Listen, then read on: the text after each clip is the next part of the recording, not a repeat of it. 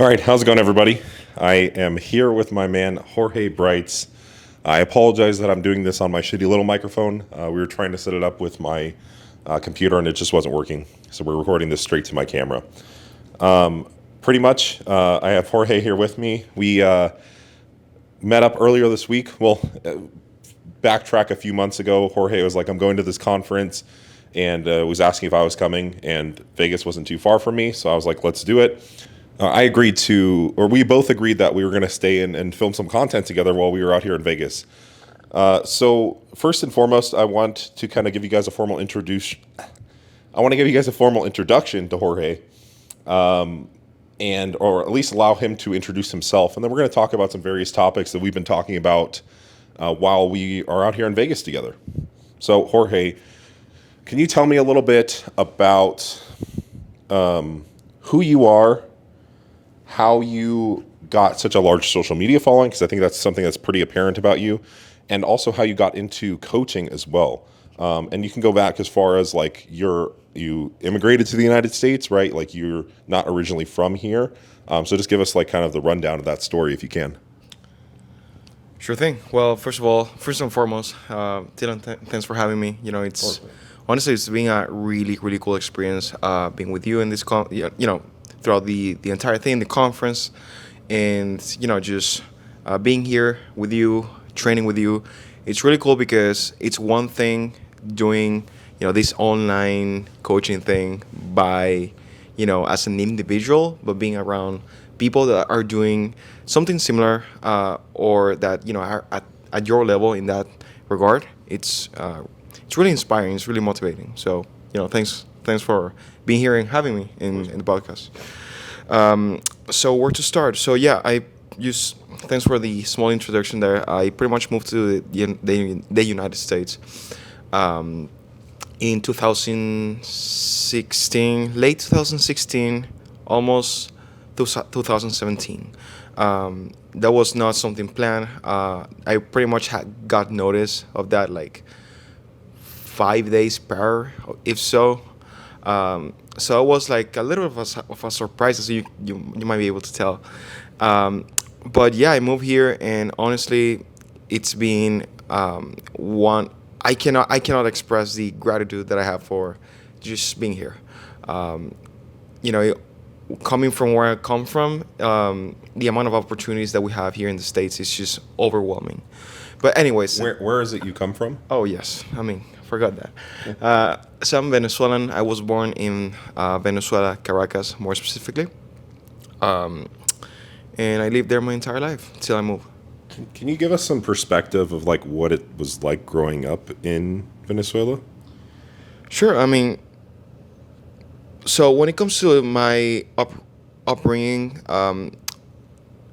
in my family, honestly, I'm very fortunate to always have had such a support system. My parents, my family members were always there for me for the hardest things, and for the most challenging parts of it, and for the most what's the word I'm looking for?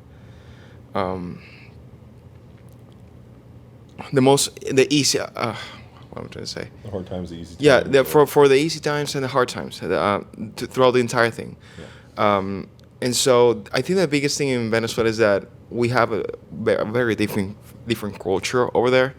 Not trying to say that it's a bad culture, but let's just say that we don't have, or during my time growing up, I didn't have the same values that people have here. In the sense that in Venezuela, things like, bullying or, talking about other people, that's actually almost like part of the culture. So sometimes when I see people here complaining about, oh, this person called me this name, I'm like, man, if you Right. were from where I come from, like, that would not be a discussion. But It gives you a different perspective on a lot of those things, right? Like it can, you know how bad it can be. Yes. Kind of, right?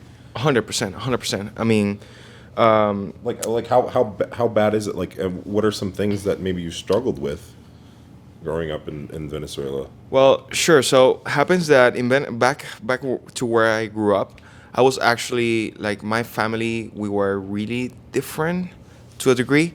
So happens that in Venezuela we have a lot of people that have a lot of family, or their family members are all from Venezuela, from the area. But there are also another side of people that have a lot. Example, a lot of people like me, for example, that we have a lot of, let's say, our origins are from Europe, right?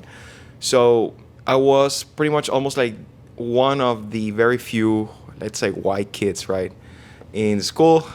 And so that came to with, a lot of names, nicknames, and also at times I was treated differently because of that. So, and yes, that can happen, um, at least there. So I grew up that way, but thankfully, again, since it's part of the culture, it's not like people are just judging you and trying to do bad to you. It's just like part of how things are, and you kind of have to grow out of it. And I think that that's also something that was positive to me for me, because you have to learn to navigate those type of things, and that can be very beneficial when you grow up and you actually have to deal with, life, because life doesn't care whether you are upset or not. You just have to deal with it. But yeah, that's pretty much how I grew up. Honestly, it wasn't a bad life there. Um, the only thing is, I mean, as some of you guys, you can Google it. I don't know. Venezuela, like during the time that I was living there, at least from the 1998, I was born in 1998 to 2016, 17, we've been going through like a really, really bad time in regards of politics, economics, and all that sort of thing. So that was the thing for sure. That was a big reason why we are here now. Why I moved here. But yeah, that's about it, I suppose. I think what my next question might be. Well, I think I'm somewhat aware of this story, but you actually, the way you got into like fitness and lifting was that you originally were overweight. Can you talk a little bit about that experience and how it led you to, finding weightlifting and nutrition and things like that? Sure. So yeah, I mean, funny enough, I grew up as an overweight kid. As I think most people, at least most guys, there's there's a there's a big amount of guys, at least, that are. Well, actually, let me repeat that. Um, yeah. So actually, I did grow up as an overweight kid. Funny enough, I spent my entire life. There was not a time in my childhood that I did not do any sports. Not even just like, I'm not talking about like going 3 times per week to like play tennis. I'm talking about like high level sports 6 times per week, 3 4 hours per day. That was my entire life. And even though that was the case, I was still very chubby. So yes, you cannot overtrain a bad diet. That's just not a thing, right? Um, so and I think the reason, and I think that I want to elaborate why that was the case. My dad was a very high level swimmer, and therefore he pretty much wanted me to follow his footsteps. So I even have videos. He has videos of me like just he throwing me as a baby in the pool, and just like I was just like swimming. So that's funny, but um, yeah, pretty much growing up, I was really overweight. I and because of that, I had a lot of self confidence issues. I thought there were times in which I would tell myself, well, you know, you look really different from your friends. You don't fit in the same clothes. Um, and since you're overweight and everybody else were like in really, really good shape, I had a hard time even just making friends or even um, just being in social interactions. Um, Now have to say that a lot of it has to do a lot because of my condition.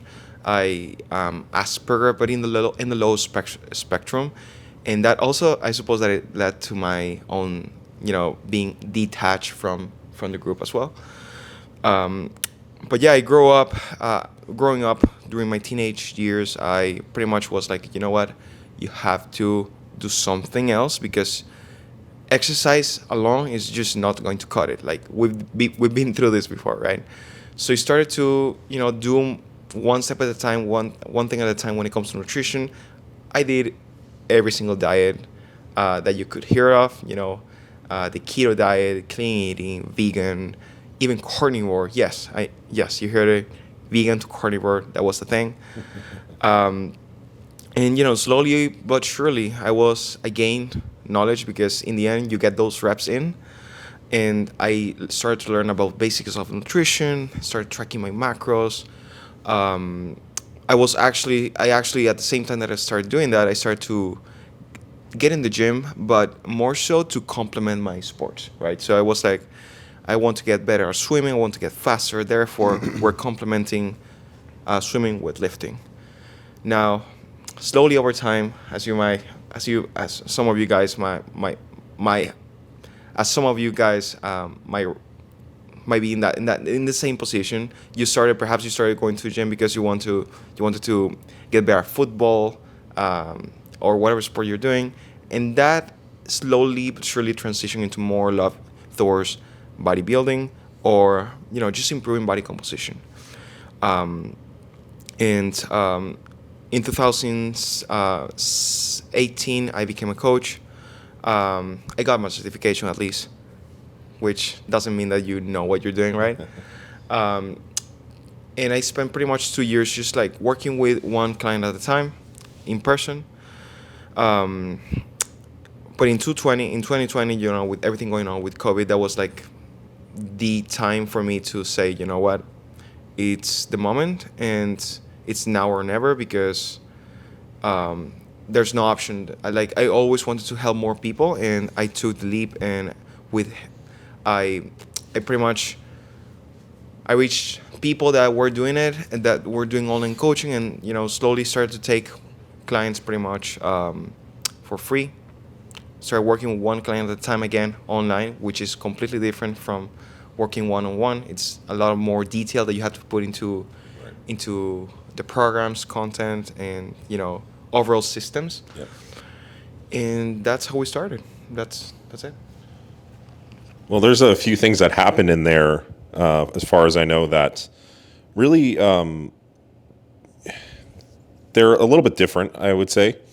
So you got into competing, and a lot of people watching this or who go and check your Instagram see that you have a pretty large following, like pretty substantial, like even by the standards of today.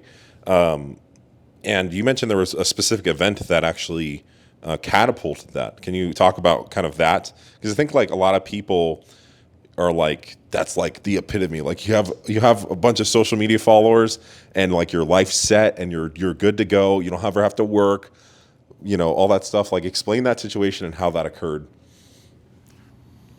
Absolutely. So, happens that in 2020, right, which was the year in which I launched my online business, I decided that I wanted to compete for the second time in my life, and that was the competition that I decided to do was summer shredding. Now, I really liked the show, that show mostly because that was an opportunity for me to be around people that are in the coaching environment. There's a lot of coaches that were going to that event, online coaches that I knew, and therefore I was like, you know what, this is the time. There's perhaps it might not feel like the right time, but I just as anything else, you cannot wait for the perfect time. So I decided to do the show. During that time, I started working with Jared, right? And I prepped in... The guy with the funny haircut. Yes, the guy with the funny haircut, that guy. But yeah, I started doing the show. I prepped for the show, and answering to your question, the reason why, and funny enough, the reason why I gained such a big following, right? Because a lot of people ask, how do you get there? That was just an Instagram story video that a friend of mine just recorded of me training right after the show. So we were just like training. We had tons of carbs. We were just like full of glycogen. Let's hit some biceps. And so he recorded a video of me like doing preacher curls. Now, as you might be able to tell, I have like a very young face, and it gets worse when I get to a very low body fat percentage. And so I was just training. He recorded that. I saved the video. I didn't even posted it. I just saved it. Then a week later, I'm in home. I'm just like, okay, what else? Like, I haven't posted in a week. Let's just post whatever. So I was like, okay, that video looks cool. I just put a good audio, posted it, and it went viral. Like, I've never experienced anything like that in my life. I shared that, then like hundreds and hundreds and hundreds of accounts started sharing it. And to my surprise, it was like, oh my God, that's awesome, that's fantastic. You always want to go viral because that's supposedly a good thing. Yeah. Which yes, it's good, because in the end, unless you did something horrible, attention is attention, right? So, which I'm not complaining about at all. But let's just say that it did get me the wrong type of viewership, let's say, because people who were sharing that with the captions saying something along the lines of, oh, this 12-year-old kid who's on steroids, wow, just look at this, right? And they just started sharing that with that caption in mind. They didn't even know. They would tag me, and I even had my age on my bio. I'm like, dude, you can just look at my bio before posting that. But anyways, That's a lot of work, Jorge. I don't know. yeah, I suppose. But yeah, my account went from like 10K to 80K in a matter of 4 or 5 months. Whoa, you already had 10K before. First, can we backtrack just a little bit, and then we'll come back to this? How did you Yes. get to 10K in the first place? Well, I mean, I got to 10K simply by doing what I'm doing now, which is maybe not as consistent or as, let's say, as with amount of quality, because of course I didn't know that as much as I know back then as I do now, right? But I would just share my journey, and honestly, I didn't even know what I was posting, because I didn't know how to do an online business at all. But I was at least just sharing my journey and being as honest as possible, because I think that that's the main way. That's the way in which you should always grow an account, is by being, whether you're doing it for business or personal, you want to put out there just what's happening in your life, and maybe not just share whatever, right? And maybe not just share one thing, but just try to be honest. Like, okay, today I woke up, I would share things like, I'm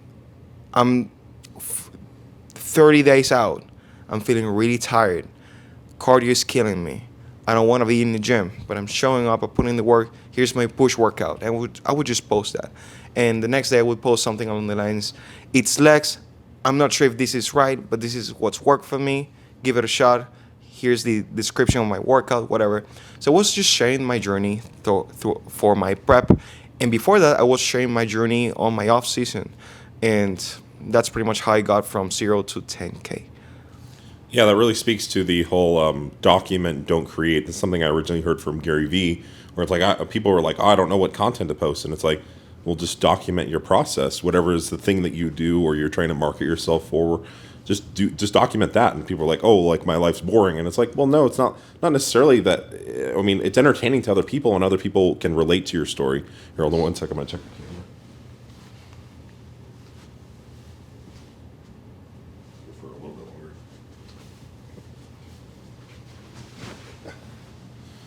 Yeah. So yeah, people I think relate to your story. So I think that's really awesome that you did that. So you were saying you got up to 80K. What kind of transpired after that? So like you said that a lot of the people weren't sharing your stuff for the right reason, and I think kind of controversy generally breeds that virality. It's like it's controversial because like here's this 12-year-old kid who's on steroids, like, oh my God, and that's where people are sharing it. But I think there was some legwork you have to put in after that. At least I would assume so, because like you potentially could convert some of those people now over to, you know, coaching and stuff like that, right? Like you could actually potentially, you know, convert them over to your business, whether they shared, you know, originally came for something else, right? So how did you navigate that situation?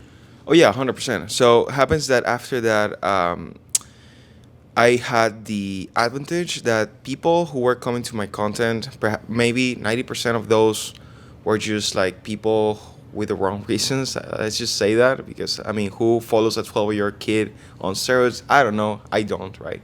But a lot of those were like just curious people that were just got to my page, and then they were like, okay, well, this kid it's sharing really useful tips. Let's follow him, right? So I think that during that time, I got a lot of. I actually was really happy, you know, because although I got that crazy, weird fame, I know for a fact that a lot of the things that I was sharing were resonating with a lot of people. I got a lot of, like, the amount of messages that I would get on a day-to-day basis in comments from people saying, dude, love your work, you know, thanks for sharing that, thanks for helping me, thanks for answering to my question, right? So it's not all bad at all. It's just, it wasn't the type of, let's say, fame that I was looking for. So I would, like, once I got to up to, again, just going back to your answering to your question, Dylan, to 80K, I just try my best to keep educating myself, of course, and therefore provide more useful, actual actionable information for people to take to their own journey. And being honest with you, I've always been the type of person who is like, okay, I know how I behave, and I know that if someone helps me, I will tend to want to reciprocate. And though that's why it's like I started to create guides. I started to create, like, let's say, yeah, small guides, and just provide information, as much information as I could, for free. And I know that because of that, I got a lot of clients, right? Because they were like, okay, this guy is providing me with so much value for free. Like, how much could he help me if I were to pay him, right? And so that's how I started, like, my coaching business to, like, grow, and I was able to help more people. And I know that at least, you know, if someone came to me, asked for help, and that person didn't get to work with me, at least they were able to benefit from it. So, which is awesome, right? And it's possible that that person maybe doesn't need your coaching, but might know someone who does, right? And I've had people like that before too, where it's like, you never know. You just never know. And that's like where I personally, like, go through life, and I just try to treat everybody like just like a human being, like a good person.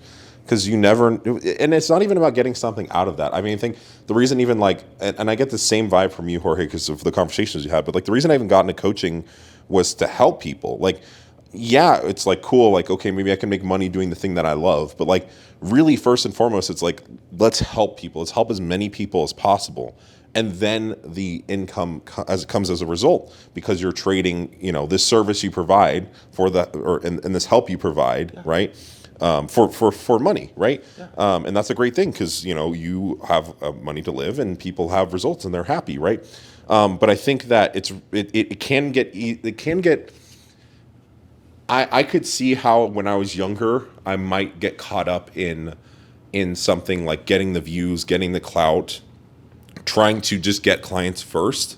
But even if you're not doing it for beneficial reasons, for self-beneficial reasons, where was I going with that?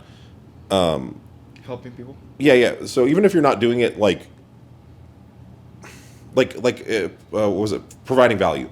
Even if you're not, like, doing it for like self-promotion, beneficial reasons. Man, I'm totally fucking blanking right now. Give me a sec. That's all right. I feel this. It's been a long fucking weekend. Like, we both are running on 6 hours or less of sleep each. That's being fair. And Jorge is a fucking workhorse. Like, I I don't think I work hard. Like I feel like I have a lot to go, but I look at someone like Jorge and he just fucking grinds. And I want to talk about that in a minute. But on the providing value thing, I think that really so even if you're not trying to benefit yourself, like giving away stuff for free will get you more clients. So even if you're not doing it just because like you purely love to help people, I think that does come, especially even if you're like not like when people are like, it's really rewarding to help people. When they first told me that, though, I had no idea. Like I just didn't like, I was like, that's weird. Like, you know what I mean? And as I've gotten older, I've really started to understand that as I've helped more people, I've really seen how impactful it is on me. Like, I mean, there's times where people are like messaging me and I'm like tearing up because they say how impactful my coaching was on them in their life, like in ways that I wouldn't even imagine. And that is huge to me. Like it's greater than my own personal goals at a lot of times. So that can come, but just remember, like, try to give first. People will feel obligated to give to you, to buy your services. If you give them so much value for free, they almost feel bad not to buy your services because you've given them so much for free. 100% with you, Dylan. In the end, be honest with you, I just started coaching because I knew that was a job, and as a job, you make a living out of it, right? But more than anything, it's because I spent so many years, 2-3 years at least at the beginning, in which I knew nothing, and I felt so frustrated because I didn't see any progress, or at least I wasn't aware of the progress because first of all, I didn't know what progress looked like, right? We were just talking about it in gym, and I felt so lost, man, so lost. I remember I did message so many coaches, famous coaches, with the blue mark and everything. When I was like an account with like 5 followers, I was like, hey, can you help me? Hey, I don't know what I'm doing. Hey, can someone help me? And I remember no one got back to me. And so at this point in my life, I was like, you know what? It just feels amazing to be that person that I wish I had. Dude, back then. 1000%. Yeah, like people reach out to me, and sometimes I have kids that reach out to me, and I try to respond to as many people as I can because I know that I was there, and it just feels so good and fulfilling. Like that's my main driver. Dude, I mean, like what Jorge just said is like one of the main reasons why I coach. I mean, I remember like the reason I decided to, I remember I was at the gym and a trainer was helping somebody and I was hearing them just give them just really bad advice, like harmful advice almost. And I was like, I need to, how do I prevent this? And the way to prevent it is at least you can, now with social media, you can put out better information. And you can at least stop some people from working from them. And a lot of the time what I'm getting now is people coming from these coaches already having some issues as a result. And you're almost like their last resort. Like they're like, I'm so messed up. Like I'm about to quit. Like I feel hopeless, yada, yada, yada. And you have an opportunity to really make an impact on these people. And it's so important to me. And like Jorge said, like making sure I respond to all of the messages, making sure that I build connections with people, and through the experiences that I've had with coaches and I've had in the industry, trying to identify the things I had issues with and make sure that those are things that I would never like compromise on as a coach. Like I'm always answering their messages. I'm always updating them on time. I'm always getting back to them. I'm always just like trying to build a relationship and really caring about their progress. And it's because I saw that in the industry and I wanted to help change it. And I felt like the best way to do that was to essentially lead by example. You got this, you're trying to provide value to your clients. You converted some people over, but like, let's fast forward to right now. I come and I hang out with Jorge and I'm like, obviously like I see he posts a lot on social media, right? And for those of you out there who like want to build a brand, whether you're a coach or you're an athlete, like Jorge posts multiple times a day a lot of the time, and he's posting in his stories and whatnot. But I kind of had an idea because like for example, you guys who follow me on social media, on Instagram and stuff, like, I edit these videos and it takes me a lot of time to do it. Like it's not something that like, it just happens. Like, I have to sometimes plan out these videos ahead of time. I have to get the right shots. potentially make a caption, add music, add the right sounds, like figure out what time to post, all that stuff. And I don't even post like every day. Like at the point when I met Jorge, I'm posting like 4 or 5 times a week, which is solid. Like I've definitely come a long way in that regard. But so I'm hanging out with him, and I just look at how much he's doing. We're at this conference, and in between speakers, or speakers that like we had seen already or weren't as relevant to our situation, we were working, and I obviously it inspired me. I'm very driven in that regard too. But like I've just never seen someone just work so much and work so hard. Like he's just on his phone. He has in one of his apps on his phone, he has a bunch of drafts of posts that he's gonna make. He's constantly thinking of new posts, and then both him and I are like answering client messages and like doing all this stuff.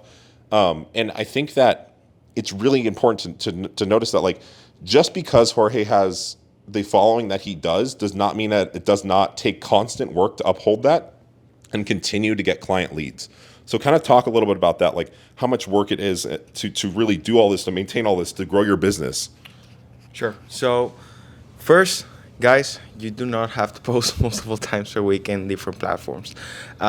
It's just a matter of being consistent with the schedule that you have and what works for you, right? Because honestly, like Dylan, the production value of the stuff that he posts is not even close to what I post, right?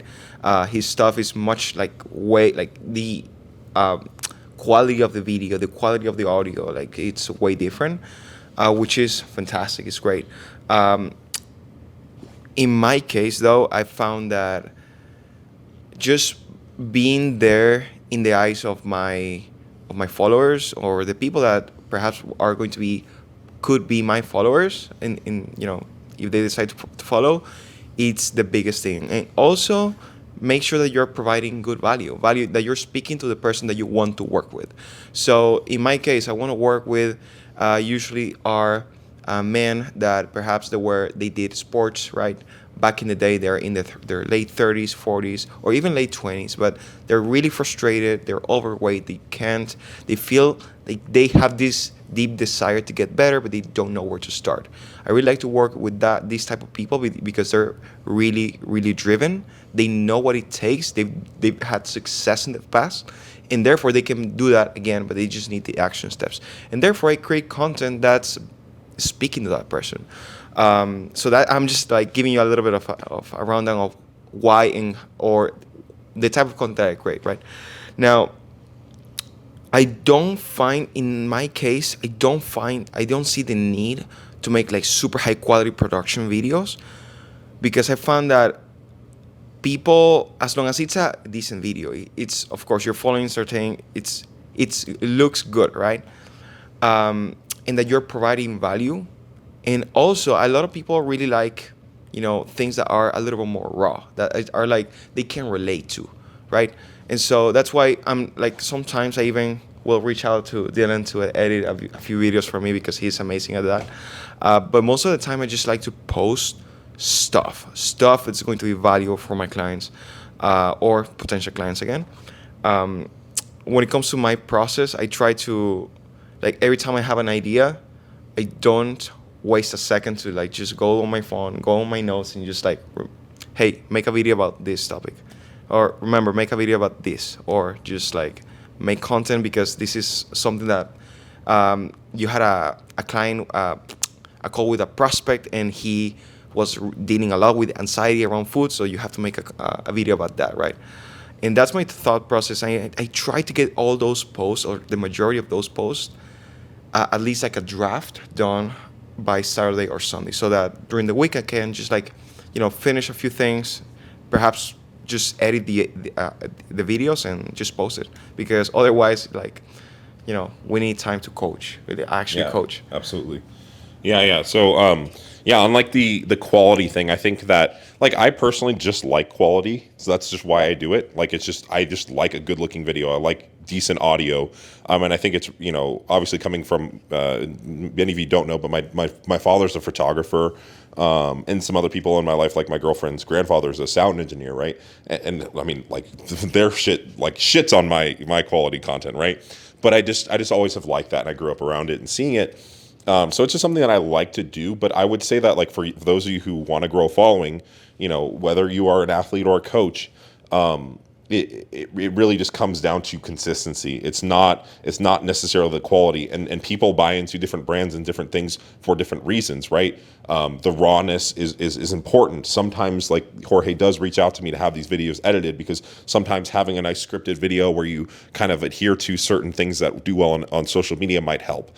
Like having things moving on screen frequently and all that stuff.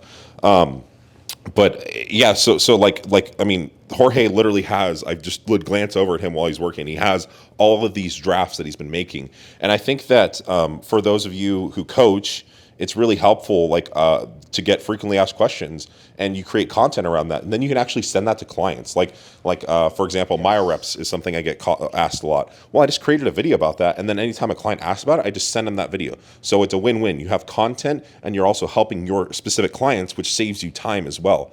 And then even if a client has a question or something comes up, I usually make a draft on that, and I'm going to make a piece of content out of that. That's a great way to get ideas. Otherwise, you just have stuff you do in your daily life as well. And I think Jorge mentioned this as well, and this is something I used to do. He told me the other day, it's like, don't, because I was like, I want to post more after we're done, meeting this week and whatever. And he's like, don't put pressure on yourself to do your best.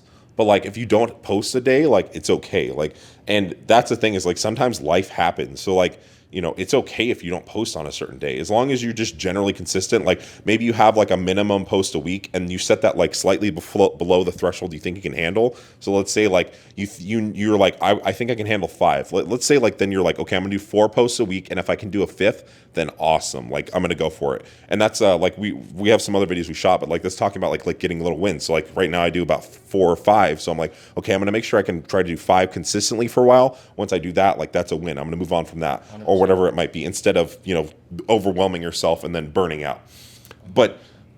So with Jorge making all this content, it's because, like, he's trying to grow his business, and he's maintaining his current client load and maintaining leads by creating this content. And like I told you, he has 100,000 followers, and this guy still is working nonstop. It does not stop. Like, just because you have a large following does not mean that you just get to not work. Like, I mean, you maybe could leverage it in a way like that, but Jorge is really invested in growth from what we've talked about. He's really invested, and this is where we both relate a lot. He's really invested on growing his business for a number of reasons. One, because it's kind of like, for both of us, it's just something that we enjoy doing. It allows us to help people. It's kind of like almost like a game. Like, how do we do this? How do we do this?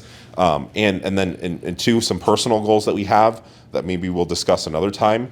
So, but just to give you an idea, like, I mean, this guy is, like, literally working from sun up to sundown, and we were literally having conversations about like even having downtime. He's like, I don't know how to do it, and, like, I'm the same. I was telling him recently, I started having a day of the week that I set aside where I, like, try to finish up work by this time and then do nothing. And I told him I would just get anxious. I would, like, sit there and, like, didn't know what to do with myself. And he's like, well, you could try working. And I'm like, yeah, I know, that's the point. I'm trying to not work. So because, like, it's just, like, something we enjoy doing, and it is hard because, I was telling him, like, working still requires, like, your attentional focus. Like, it is therapeutic to us in some regard, but it's, like, also, like, it's work, at the end of the day, right? At least we enjoy doing it. Yeah, we enjoy doing it, but, like, it's still like I mean, for example, we're doing this right now. We could be relaxing, but we're sitting in front of a camera, we're talking, we're interviewing, do whatever. It's fun, but, like, it's still, like, work. Like, we got lights on us and, like, all this shit, right? Kind of give your comments on that. Yeah, so I have to say that I'm really bad at taking downtime, and I think that the reason why is because, as business owners, it's like we don't have a set time. It's like we set our set time, and if we are the ones who set the boundaries on whether or not we're going to take downtime, and we know for a fact, we know what that downtime can mean. Downtime can mean making an extra piece of content. That downtime can mean, responding to 4 clients that perhaps need a program by tomorrow. Right. That, for one reason or another, they send their check-ins late, or you're late because of X, Y, or Z, right? So it's really hard when you don't have that structure, at least for me. Yeah. I remember that when I was working, I was working at this restaurant that I was working at, It was like you start your shift, you finish your shift, you will go home, you don't worry about it. Yeah, 100%. But also, I think it's. I was telling Dylan that at least I am really. I find actually creating content and actually doing the things that are going to move forward my business really relaxing. I tend to be always in this state of tension for some reason. It's not healthy, and I know I need to work on it. But I think that just doing things that I know that are beneficial for my business and that are going to be impactful for the people that I'm trying to help, it's really gives me some relief, some peace of mind at least, and I can go to bed saying, well, it was a really productive day. I can't sleep well, which is 6 hours. So give it a take. That's it. Yeah, Jorge's kind of a psychopath. It's funny, we were talking about this and we were like, okay, we need a hobby because neither of us have like an actual hobby. Yeah. And I was like, okay, well, like he used to play piano and I want to like get into violin. It's just a weird goal I've always had. So we're gonna start. I would want to. I'm literally thinking. I haven't committed to it yet, but I'm like, man, I want to go home. I've been thinking about it for a long time, and rent a violin and learn how to play the fucking violin. It's gonna be And, awesome, dude. and then we're gonna start a symphony group called the Swole Symphony. So stay tuned. 2024. We need a we're coming. rapper though. Yes. We need a cover rapper. So we're gonna do like symphony music to rap beats, and then we're gonna have someone rap over it. So if any of you watching or rap, reach out and we'll get that going. Okay. But yeah, so that is a difficult thing to manage. I still have issues with it, because like nobody gives you a handbook, like let alone for life. Like we're in our 20s, and I mean, I even know people in their 30s and 40s, and we're just still fucking winging it. Like, nobody told us how to even do our taxes, like, do all the shit. Like, I have to learn so much shit. Like, and nobody tells you how to run a business. Like, I didn't know when I needed to work and when I needed to not work. So I would just try working all the time. And personally, I would just burn out and then not be productive for a few days.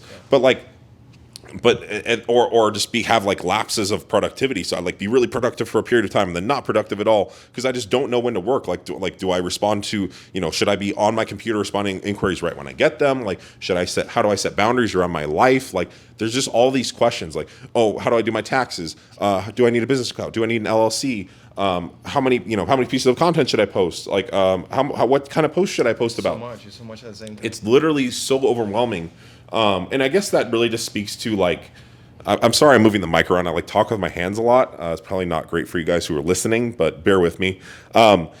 It speaks to being process oriented. Like it can be overwhelming to think like, okay, I'm starting this business or I'm trying to grow my social media and I'm just overwhelmed about the amount of things I need to do, what it takes. I don't even know what it does, what it takes to do it. Right. So it's like, holy shit, where do I start? But like both Jorge and I from bodybuilding have the skills of like, we just do our daily, we hit our daily macros, we hit our daily workouts, we hit our daily steps. Like it's process oriented, right? We just do the things every day. So like for me, like for example, learning how to edit was like something I always think of. Like I was like, people are doing reels a lot and reels are really popular. And I bought this camera and I don't use it. Like what the heck? So I was like, okay, well, I need to learn how to edit. So I just started using the program. And then I was like, okay, well, I need to do this specific edit. So I would go into TikTok because the search function is really good. And I would like, how do I do this edit? And I'd figure it out. And I basically learned the program by doing that. And I still learn every time I come into an issue. I learn by doing that. And as opposed to learning, oh my God, I don't know how to use this program at all. It's so confusing. I just basically took it step by step. How do I do a basic video cut? And then that goes to like content. Like, okay, well, just start posting.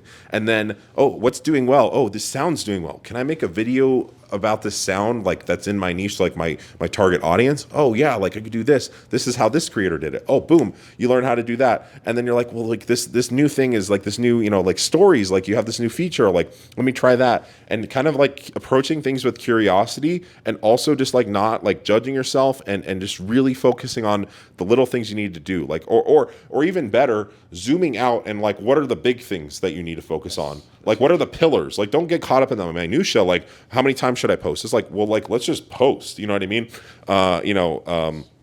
Hormozy was saying this. He's like, how do I scale my business? It's like you need clients first before you scale your business. Like focus on the basic shit, and then you can zoom in and be like, okay, well, like,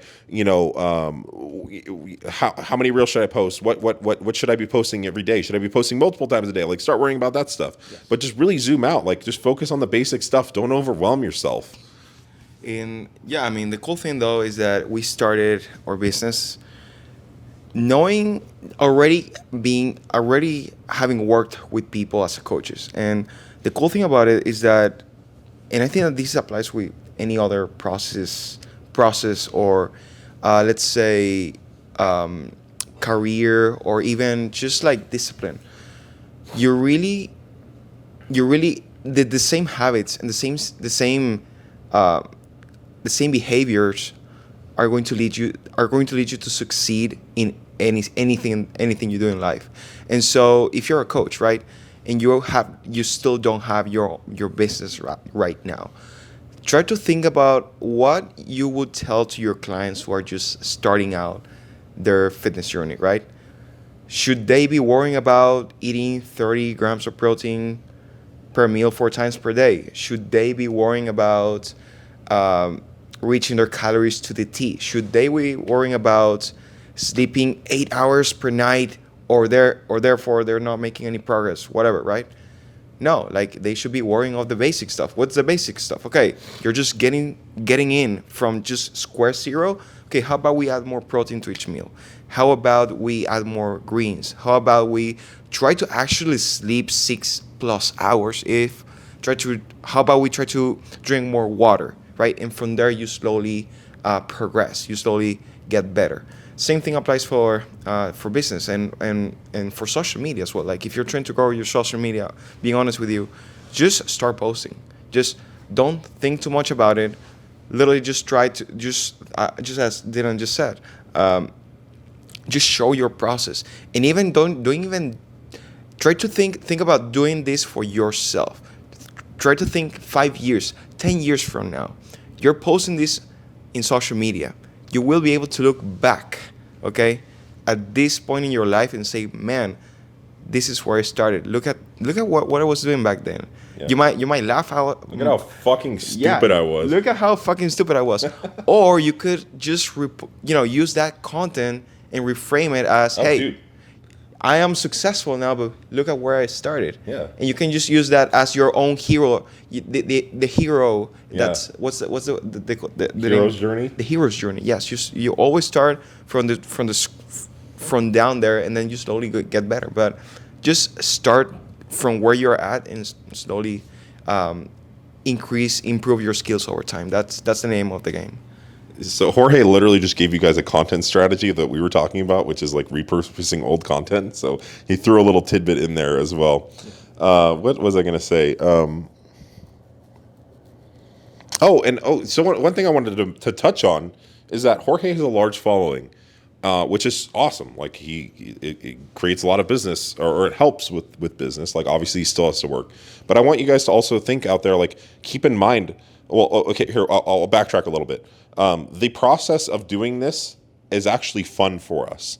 The process of learning those things is actually not overwhelming because we gamify it. It's like a game. It's like a game of chess. Like, do I move this piece or this piece? Oh, I got to learn this thing. Like, for example, we were at a conference and Andrew Coates is speaking, and he was talking about creative writing. And he's like, you should write a blog and you should have an email list. And I'm like, okay, cool. I'm going to do that. And he mentioned some books. He's like, hey, can you DM me if you want to know the book? So I DM'd him today. And then he sent me back the books, and I literally purchased it on Amazon. And I'm like, cool, I got this new skill I'm going to learn, and I'm going to try this thing. I'm going to do this new content strategy, and I get like super excited about it. It's a game. Like I don't know, and I'm excited to learn it. Like that's how you should approach it. And if you approach it like that, it'll be so much more fun, so much more exciting. You won't be overwhelmed. Like I could be like, man, I suck at writing. Like I'm so dumb. Like, and get caught up in that. But it's like, no, I suck at writing. So it's empowering to me so that I can actually improve on my writing skills and get better at it. And then I can look and see like how good, look back and be like, wow, my writing got so good. This is so awesome. So we kind of just gamify and flip it. And I know Jorge does this because we've talked about this and we're very similar in that regard. One thing I wanted to say, I went off on that tangent. Now I wanted to say something else and I totally forgot what I wanted to say. Oh yeah. So Jorge has a large following. I want you guys to know that like I have like 5% of the following that Jorge has, and I actually just restarted my Instagram, and I probably even had less. I probably had like 3% because I had a lot of ghost followers on that account, and that's why I restarted it. And so I started from scratch essentially, which is also like fun, and I'm super excited about it. But I had like essentially 3% of the following Jorge has, and I was able to start my coaching business full time last year. It's not about the numbers on your account. It's about the quality of service you provide. It's about the interactions you have. Like I'm in there answering DMs, answering messages, talking to people, sending them voice messages, getting on calls with them, getting client leads, giving them advice, helping them, all that stuff. I'm doing that, and that's what's important. It's not the number. Like I have, you could have 1 million followers, but if none of them buy from you, it doesn't matter. Exactly. I mean, let me ask you a question, right? If you are a business coach, oh my God, say we're really tired. If you're a fitness coach, right? How many clients do you think you need to have a successful business? Do you need 100? Do you need 200? Do you need 5,000? Do you need 10,000? Because let me tell you something. Most of you guys that might be watching this at least have 50 followers, at least have 100 followers. Don't you think that maybe you'll be really in a really good spot if you had 100 clients? Do you think that you need 100,000 followers to have a successful business? I don't think so. I think that all you need is to treat people as individuals, actually talk to people, yes, not just posting, but reaching out. And maybe not reaching out, but find ways in which you can help your audience to, raise your hand for help. There are multiple ways in which you can do that. But, don't get caught up in the numbers. And if you want to play the numbers game, I want you to think about this. Okay, let's say that you have 100 people that are following you. Now, I want you to think that you are standing on a stadium and you have 100 people watching you. That's the amount of people that you could have, just let alone by that number that you have there. Yeah. So again, don't get caught up in numbers. And yeah, I mean, if you happen to go through that, just frame it that way. It's going to make much more sense.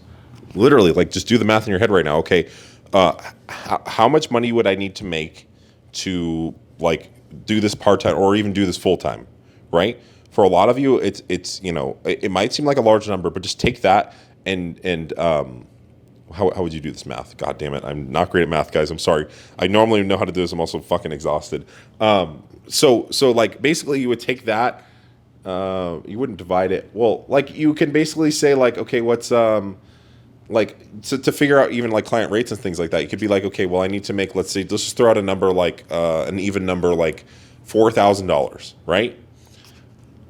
That's 40 clients at $100 a month, if I'm doing the math correct, right? Yes, that's 40 clients at $100 a month. 40 clients is a lot, but let's say, okay, that's 20 clients at $200 a month. That's a really, really basic guy. Like, if 20% of your 100 followers purchased from you, you would have a full-time coaching business. Like, think about actually like how many people that is. You know what I mean? Like that's totally doable if you frame it like that. You know what I mean? 10 people at $400 a month. 10 people. Like if you provide a fucking awesome service and you charge $400 a month and you provide that level of value, you only have to interact with 10 people and you can literally work full time. I want to say something about that first. Is that if you're just starting, please do not charge $400 per month. All right, that's just not gonna work. Legitimately like that fucking good. Like you just like you have like your first client just turns into Phil Heath, and it's because of your programming. Then go by all means. Yes, but I still wouldn't, and the reason why is because of this.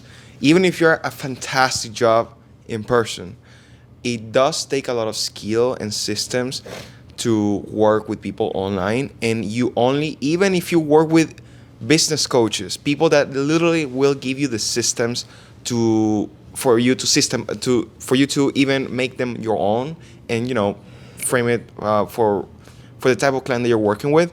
still it's not until you have the reps in that you will have the skills and you make everything as customized to your client, and therefore you get better results for them in general. So yo, go ahead. Yeah, so at the beginning, if you're just starting online, being honest with you, I would even, if you can't, because it's hard. It's really hard to charge if you don't have a background. It's like you get on a call with someone and you talk about their goals, and therefore you want to show, you usually have to show proof that what you do works. And if you don't have proof, it can be really hard. And I don't want you to get discouraged by that. But the first thing you want to do is just like start charging very little. I started charging $100 per month, okay? Same. $100 per month. And that was with my first paying client. Bear in mind, I actually coached 2 people completely free, made crazy transformation with them both. And after that, I started to get leads and I started to charge $100 per month, and then $200 per month. And then I started to make more different type of programs that cost much more. So again, you have to start somewhere. No. So I actually agree with that a whole lot. Like I was just using that for example, but so one, the clients that are going to be able to purchase with you at a lower price point like that are going to be the most difficult clients to work with. And that is actually very beneficial, because if you can handle the most difficult clients and still produce results, when you start charging more and you get more serious clients, it's going to be a fucking walk in the park. So that's one reason to do that. 2 is just that you'll potentially be able to get more volume out of the beginning, and the volume allows you to get, like you said, get those reps in and work with as many people as possible and deal with tons of different situations. So you can really, like, for example, I started very broad, like I would just take anybody who came on, and now I'm a little bit more selective about who I work with, and that was because I worked with certain populations and I learned what I liked, I learned who I liked to work with, all these different things, who I worked well with, all that stuff. So that really does help to charge, and then you kind of scale as time goes on. Say, you're like, okay, I'm getting really good, I have a large volume. Like the way I actually raise my rates is basically, I'm like, okay, like, well, how many clients can I handle and still provide a good service to? Okay, if I hit that capacity, then I raise my rates, basically, because then it obviously, like, will inhibit some people, and maybe it slows down for a while. Eventually people start buying at that rate because I'm producing results and my business is growing. Then I raise the rates to allow me to control the flow of the business, but then also make more money as I scale, as I provide more value, as I become a better coach as well. And there's many ways to do it. That's just the way I do it. But that's just an example of how you can. 100%. I agree with you on that. So I'm going to get Jorge. Well, we're not going to get out of here. We're in our Airbnb, but we're going to finish up this podcast here in a sec. But I really wanted to ask, this is something I struggled with for a really long time. I struggle with, like, for those of you listening, like a little bit of like nihilism, like basically like, and Jorge has kind of alluded this to a little bit, like I'm not saying he's a nihilist or anything like that, but he's alluded to the fact that like time just goes by so quickly, like especially once you start getting your like mid-20s, like shit just flies by. Like I told him we had this conversation like when I first came and saw him the first day, and I was like, it's going to be as soon as we blink our eyes, it's going to be it's going to be Friday, and this vacation is going to be done. You know what I mean? Like obviously we've enjoyed it as much as we can, but like that's just how it's just like boom.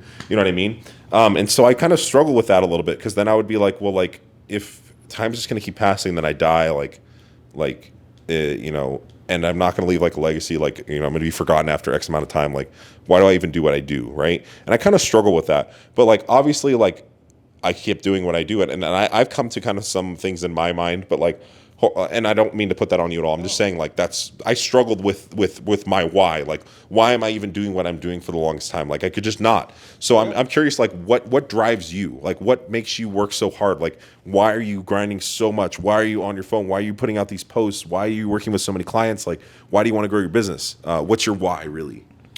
Well, I mean, I think that my why, Dylan, has to do more with pretty much the same reason, just what you said. Like, just put it in perspective. If you had all the time in the world, would you work hard? Would you have big aspirations? I personally, if you ask me that question, I would answer, I don't know. Man, it's a lot of work, and forever. It's like, I don't know if I want that burden. Now, since we have a limited amount of time, I really want to make sure that I'm making each moment count. I do not want to take for granted a single second. And therefore, I really want to live life at its fullest, right? So that's one thing. The time is limited, and that's my main driver. The second thing, and I'm not sure if it's second. Honestly, none of these are in order, because I think that these are really important for me.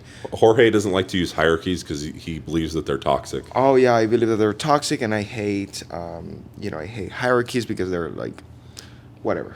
You're gonna get us canceled. Yeah, I better shut up.